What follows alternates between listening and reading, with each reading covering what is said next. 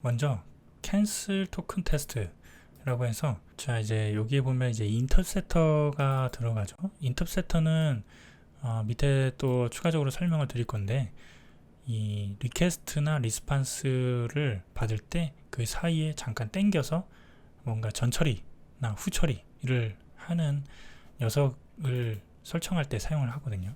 그래서 여기 보면 로그 인터셉터라고 해서, 요거는 그 DIO에서 만들어 놓은 부분이에요. 네, 그래서 이 부분은 이따가 인터셉터 설명을 드릴 때 설명을 드리도록 하고요. 일단 이거는 패스하도록 하겠습니다. 자, 그 다음에 보는 게 이제 캔슬 토큰이에요. 이게 조금 이제 특이한 부분, 이게 좀 신기했는데요. 자, 이제 토큰을 통해서 이 토큰을 공유할 수가 있어요. 모든 리퀘스트에. 자, 그랬을 때 이 토큰에다가 캔슬을 시킬 수 있어요. 캔슬을 하게 되면 설명에 따르면 이 토큰을 공유를 하고 있고, 그 다음에 리퀘스트를 날렸어요. 근데 이제 리스판스를 받지 않았거나 이제 보내려고 할 때 토큰이 캔슬되어 있는 케이스의 경우에는 이제 취소가 되어버리는 상황이 발생을 하게 됩니다. 자, 그래서 지금 요 소스를 보게 되면 0.4초 뒤에 캔슬 이벤트를 발생을 시키고요. 밑에 보시면 get 메소드로 세 가지를 요청을 합니다. 구글, 페이스북, 그 다음에 바이두에 요 세 가지를 요청을 하는데, 여기에 보면은 옵션으로 캔슬 토큰을 설정할 수가 있어요. 이런 식으로 캔슬 토큰 get에다가 등록할 수 있죠. 자, 그 상태에서 이제 웨이트 같은 경우에는 일단은 전체적으로 쭉 날리죠. 그러고 나서 전체적으로 다 끝나셨을 때 이제 리스판스를 받는 건데, 자, 여기서 한번 돌려보겠습니다. 어떤 식으로 처리가 되는지. 자, 그러면 딱 봐도 오류가 떴어요. 자, 보면은 일단은 로그 인터셉터를 했기 때문에 로그가 이렇게 디테일하게 잘 나옵니다. 그래서 리퀘스트, 얘는 이제 리퀘스트를 보내기 전에 찍은 거예요. 그래서 리퀘스트 보내기 전에 구글과 페이스북, 바이두 모두 리퀘스트를 날리기 전까지는 잘 들어갔어요. 자, 그 다음에 이제 리스판스가 들어왔죠. 리스판스가 들어왔을 때 이제 구글을 리스판스를 받았을 때 200이 잘 떨어졌어요. 그래서 200 구글 요청은 잘 떨어졌구나 라는 것을 볼 수 있고, 그 다음에 페이스북부터 지금 캔슬드 됐죠. 캔슬드가 됐어요. 그 다음에 바이두도 캔슬드가 됐어요. 자, 이렇게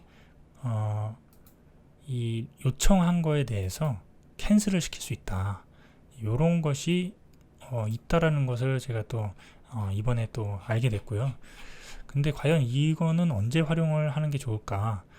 좀 생각이 좀 필요할 것 같습니다. 혹시 여기에 활용하면 좋을 것 같다 라고 의견이 있으신 분들은 밑에 댓글로 남겨주시면 저도 참고를 하고, 또 앞으로 공부하실 분들이 참고를 할 수 있으니까 같이 공유를 해주셨으면 좋겠습니다. 자, 이렇게 캔슬 토큰을 공유를 통해서 리퀘스트를 캔슬 시킬 수 있다 라는 기능도 살펴봤고요. 그 다음에 커스텀 캐시 인터셉터라고 해서, 자, 이제 인터셉터를 잠깐 설명을 드려야 되겠는데, 자, 인터셉터의 경우에는 일단은 여기 문서에 나와 있는 인터셉터를 한번 보도록 하겠습니다.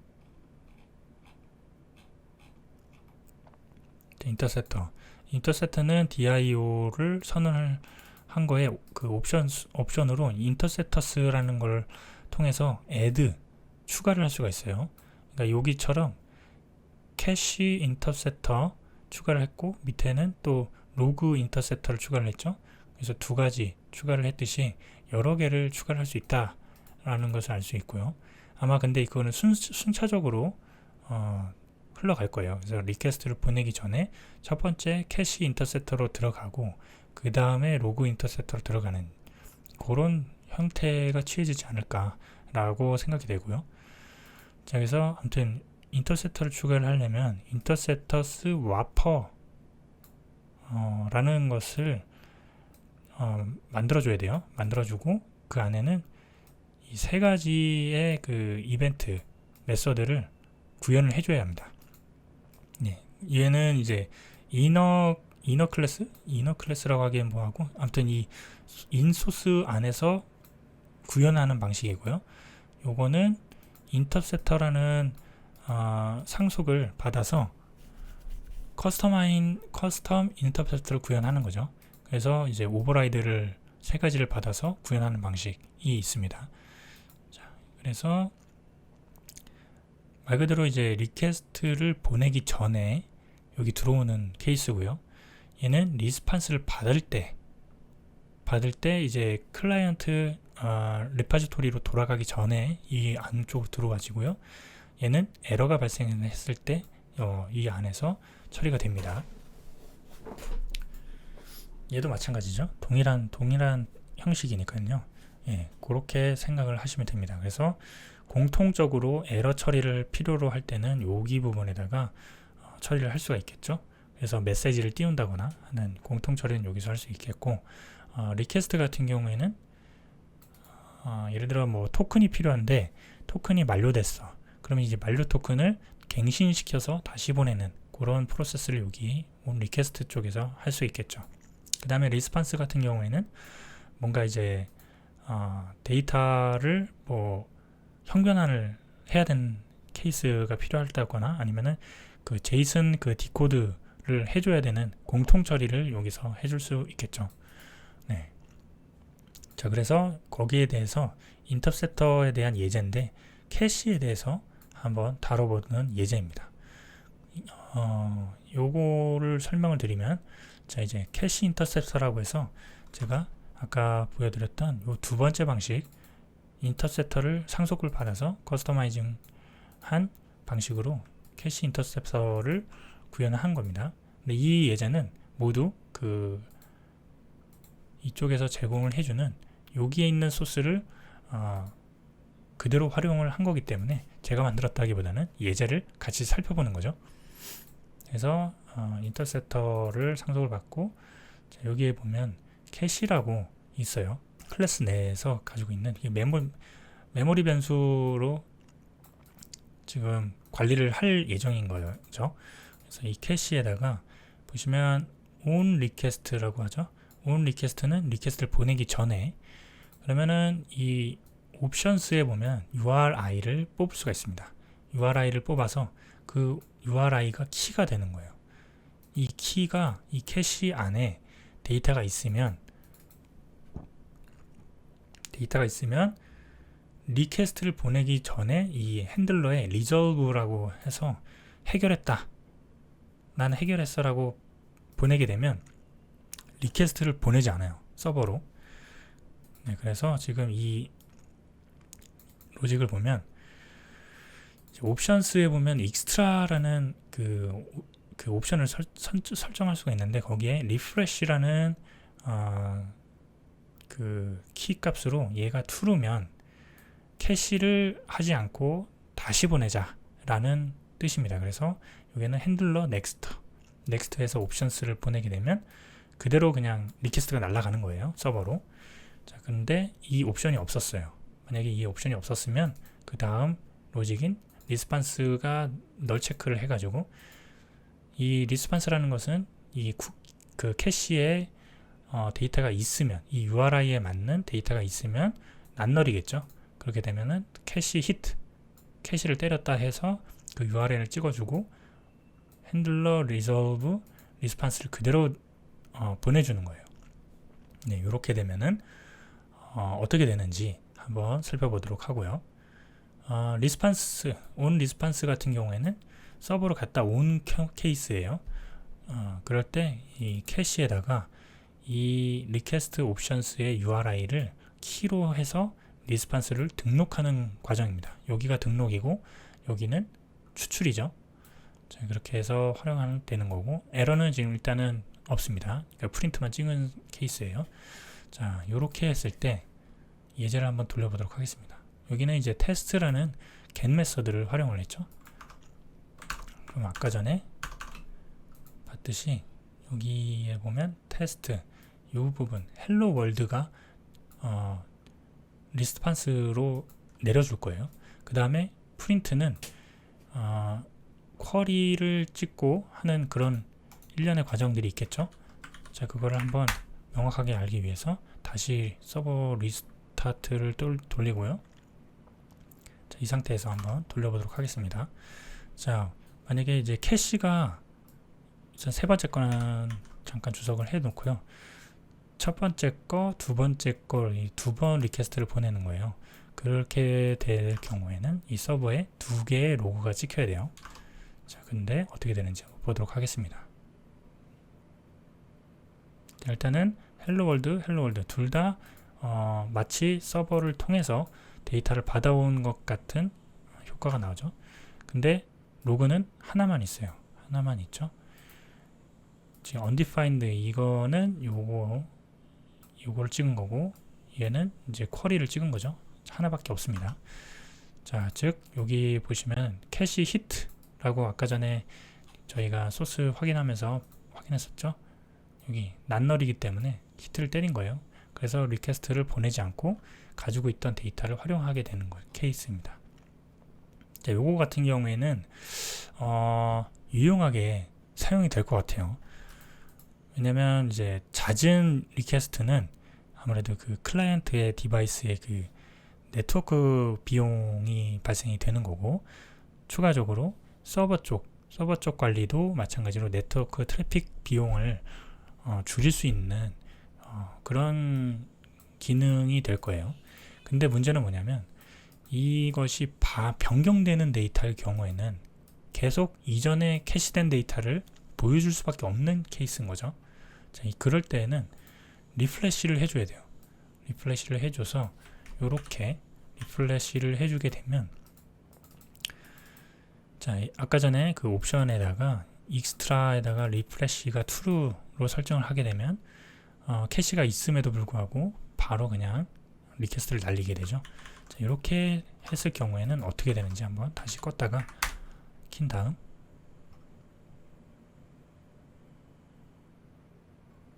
자, 돌려보도록 하겠습니다. 그러면 예상되는 결과는 두 개의 로그가 찍힐 겁니다. 자, 이제 두 개가 찍혔죠. 두 개가 찍힌 것을 볼 수가 있어요. 자, 그러면은 여기는 캐시 히트가 떴을 거고요. 그죠? 여기 캐시 히트 떴고, 두 번째 요거 헬로 월드 떴죠. 그러고 나서 요거죠. 예, 요거가 요 밑에 세 번째 리퀘스트 라는 것을 알 수 있습니다. 이런 식으로 캐시 인터셉터 같은 경우에는 잘 활용하면 아주 강력한 기능을 만들 수 있지 않을까라는 생각이 듭니다. 자, 그 다음 다운로드 파일 테스트예요. 다운로드 파일 테스트는 지금 요 링크를 보게 되면, 자, 요런 UI를 다운로드를 받는데요. 다운로드 1과 다운로드가 2가 있어요. 이거는 인터셉터가 아니고 다운로드 헬퍼라고 해서 제가 만들어 놓은 건데, 얘는 이제 다운로드 1과 다운로드 2가 있어요. 그 안에는 동일하게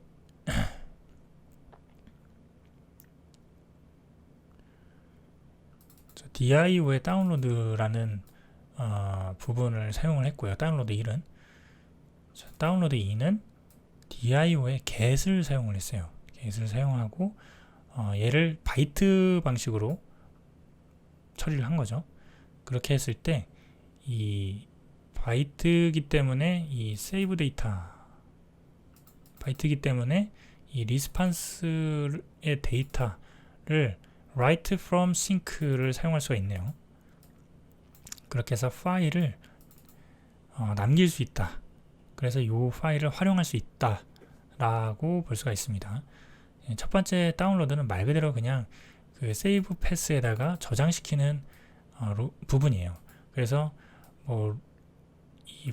이 프로세스를 통해서 이 파일을 추출한다거나 할 수는 없고, 대신 이 세이브된 파일이 파일에 직접 접근해서 파일을 컨트롤할 수는 있겠죠. 그래서 두 가지 방식을 제공을 하고 있습니다. 그래서 아무래도 제 생각에는 이 두 번째 방식이 조금 더 나을 것 같아요. 그래서 바이트 방식으로 해가지고 파일을 직접 쓸 때 이때 바이트를 사용하게 되네요. 네. 그래서 요거를 또 확인해야 되는 것은 여기 보면은 on receive progress라 해서 다운로드 받는 프로그레스를 보여줄 수가 있어요. 그래서 show download progress 여기 보시면 토탈과 receive를 나눠서 100으로 곱해서 그 퍼센테이지를 볼 수가 있는 거죠. 그래서 얘를 돌려보면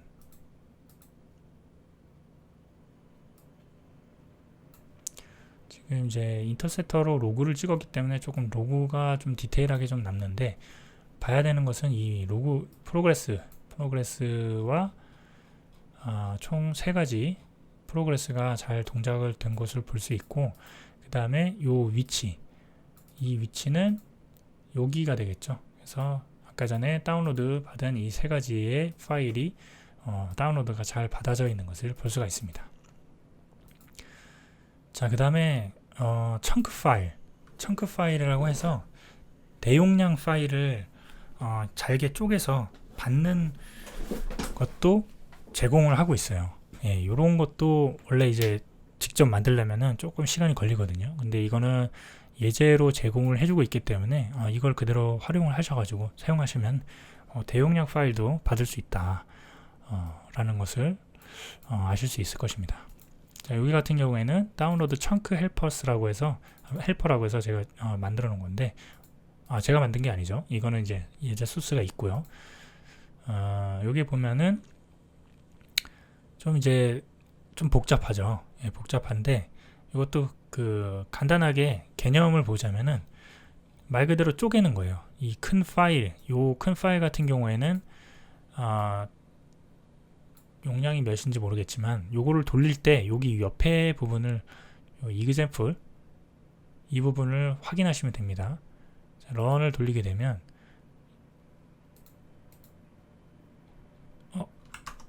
안돼. 예, 지금 청크로 지금 다운로드 지금 프로그레스가 돌고 있죠. 프로그레스가 돌고 있고 청크는 총 4가지로 나눠서 청크를 받고 있어요. 그래서 100%가 완료가 되면 얘를 머지 시키는 단계로 넘어가게 됩니다. 그래서 100% 되고 머지 된 다음 이렇게 파일로 만들어지는 것을 확인할 수가 있어요. 네, 이런 식으로 이제 멀티파트 업로드라든지 다운로드가 이런 식으로 진행이 되거든요. 그래서 그것도 이렇게 소스로 제공을 하고 있으니까요. 지금 이제 소스는 이제 직접 그 뭐죠? 여기에 있는 여기 보시면 여기 있죠. 요거 소스를 보시면 돼요. 여기 소스를 그대로 지금 테스트 예제 소스로 돌리기 쉽게끔 제가 조금 바꾼 것 뿐이지 여기 소스로 보시면 됩니다. 예, 어렵지 않고요. 잘 보면은 요거를 청크 파일 청크 사이즈가 몇이고 맥스 청크는 3개고 뭐 이런 식으로 되어 있고 머지 하는 부분도 있고요. 네. 자, 이렇게 이런 예제도 제공을 해주고 있다. 너무 좋지 않습니까? 자, 그 다음에 인터셉터 락이라는 예제가 있어요. 자, 락 말 그대로 멈춰버리게 하는 거죠. 멈춰버리는 예제인데 이 락을 왜 해주느냐 라는 궁금증이 생길 수 있죠. 자, 아까 전에 그 웨이트 같은 경우에는 이 3가지든 뭐 4가지든 여기 등록되어 있는 것들을 동시에 날려 버린다라는 것을 저희가 위에서 확인을 했었어요. 자, 그러면 인터셉터를 통해서 어떻게 지금 락을 걸어줬는지 한번 보도록 하겠습니다. 자, 일단 CSRF 토큰 값을 여기 위에 선언을 해줬어요. 그건 지금 널이죠. 비어있는 값이에요. 그러면 최초 리퀘스트가 오면 널이겠죠. 널이게 되면 토큰이 없다. 그래서 dir 락을 걸어버려요. 자, 그런 다음 토큰 DIO라고 해서 DIO가 두 개를 지금 선언을 해놨어요. DIO 두 개를 선언을 해놨고 이 베이스 URL을 한쪽에만 해주고 나머지는 카피를 하는 방식으로 사용을 했죠. 자, 이렇게 한 다음 이 토큰, 제가 토큰 발행하는 API를 그냥 모금용으로 만들어 놨었죠. 여기에 이렇게 토큰을 만들어서 리스판스로 보내주는데 그 데이터를 추출을 해가지고 CSRF에다가 넣어준 다음 그것을 이 헤더에다가 넣어줘요. 자, 그렇게 되고 나서 다음으로 넘겨주는 거죠. 그런 다음 이제 에러 나면 리젝을 처리를 해버리고 컴플리트 완료가 되면 이 락을 풀어줍니다. 자, 그렇게 되면 락으로 인해서 대기 중인 그 다음 프로세스들이 이제 CSRF 토큰이 들어와 있기 때문에 이쪽으로 들어오지 않고 바로 요청 URL로 요청을 날리는 것을 볼 수가 있습니다. 자, 그리고 에러가 발생했을 때는 어떻게 처리되는 이런 프로그레스가 있는데 요거는 일단은 제가 구현은 하지 않았고요. 요거는 구현을 하지 않았고 요 리퀘스트 쪽만 구현을 했기 때문에 한번 살펴보도록 하겠습니다. 자, 그러면 우선 락을 걸지 않고 했을 경우에 어떤 식으로 핑퐁이 되는지 한번 보도록 하겠습니다. 자, 여기서 돌리게 되면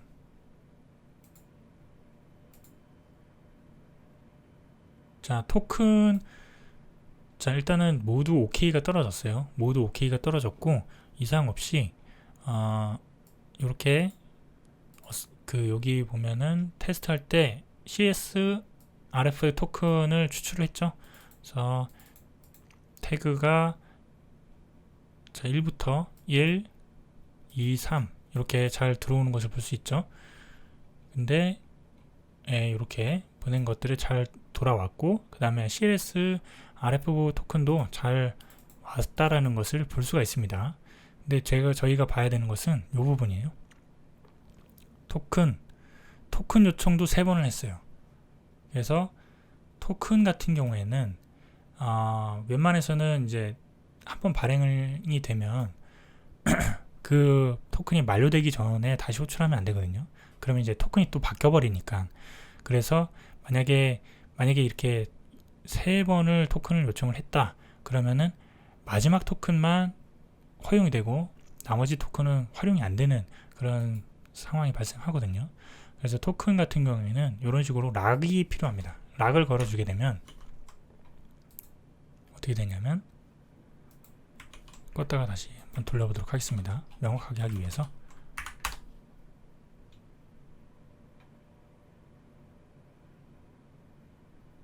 자, 돌리면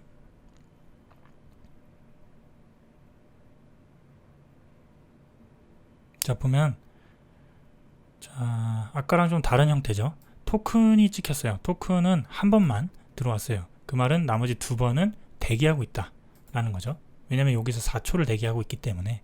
그 다음 1번 들어왔고 3번 들어왔고 2번 들어왔죠. 그러면서 정상적으로 그 동일한 토큰 값을 가지고 있는 것을 볼 수가 있습니다. 자, 이런 식으로 이 토큰 관리도 인터셉터를 활용하면 조금 더 수월하게 활용할 수 있다라는 것을 볼 수가 있고요. 자, 그 다음에 옵션스 테스트라고 해서 이제 이 DIO에 보면 이제 베이스 옵션스를 설정할 수가 있어요. 베이스 옵션에는 다양한 것들을 설정할 수가 있는데 요런 다양한 녀석들을 설정할 수 있는데 가장 많이 사용하는 것이 이제 베이스 URL과 그 다음에 커넥트 타임아웃과 리시브 타임아웃 요 부분을 가장 많이 사용할 수 있을 것 같고 나머지들은 헤더도 많이 사용하겠네요. 헤더스나 이제 쿼리 파라미터스라든지 그 다음에 컨텐트 타입이라든지 많은 것들이 있으니까 활용을 해보시고 저는 일단은 커넥트 타임아웃 타임아웃과 리시브 타임아웃, 이것이 무슨 차이가 있는지 한번 살펴보도록 하겠습니다.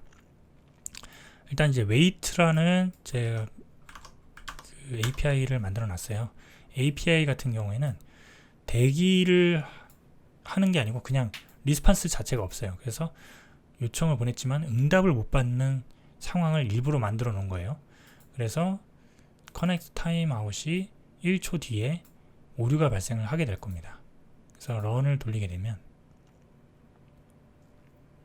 자, 이렇게 해서 커넥팅 타임아웃이라고 나오는 것을 볼 수가 있죠. 자, 그러면 이제 리시브 타임아웃 같은 경우에는 뭐냐, 그래서 커넥트 같은 경우에는 응답을 받는 거예요.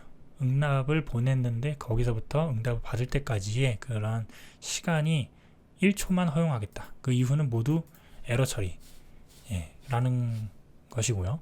리시브 같은 경우에는 이제 파일을 다운로드를 받듯이 뭔가 계속적으로 데이터를 넘겨받는 그런 과정 가운데 있을 때, 그럴 때 1초만 허용하겠다 라는 게 됩니다. 그래서 요거는 지금 여기는 바로 데이터를 바로 받는 것이 아니고 파일 다운로드 때 확인을 해야 되기 때문에 아까 전에 청크 파일 다운로드 하는 이 부분에서 한번 테스트를 해보도록 하겠습니다. 여기 DIO를 이렇게 베이스 옵션에다가 리시브 타임아웃을 2초로 걸어 보도록 하겠습니다. 2초를 걸게 되면,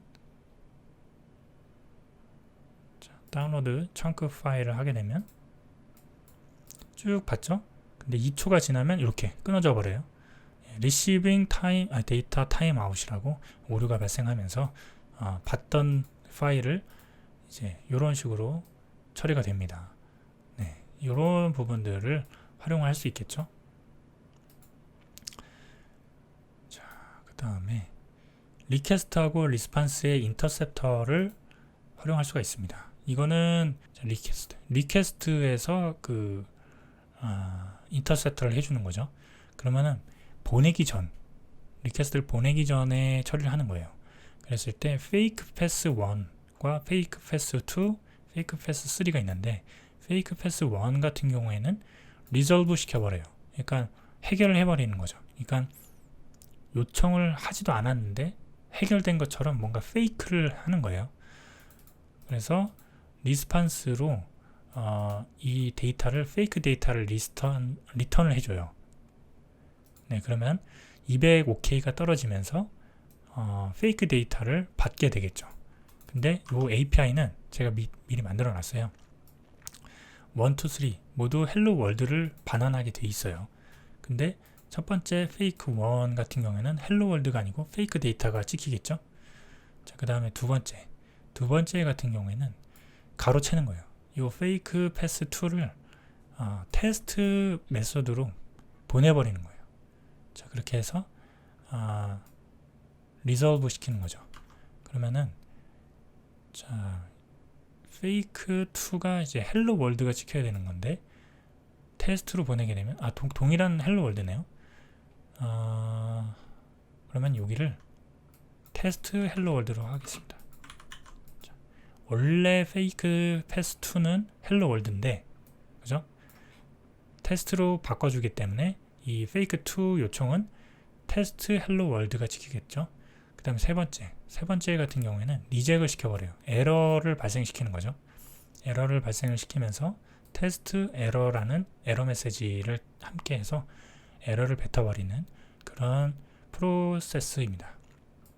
그래서 지금 첫 번째는 페이크 데이터가 찍힐 거고, 두 번째는 테스트 헬로 월드가 찍힐 거고요.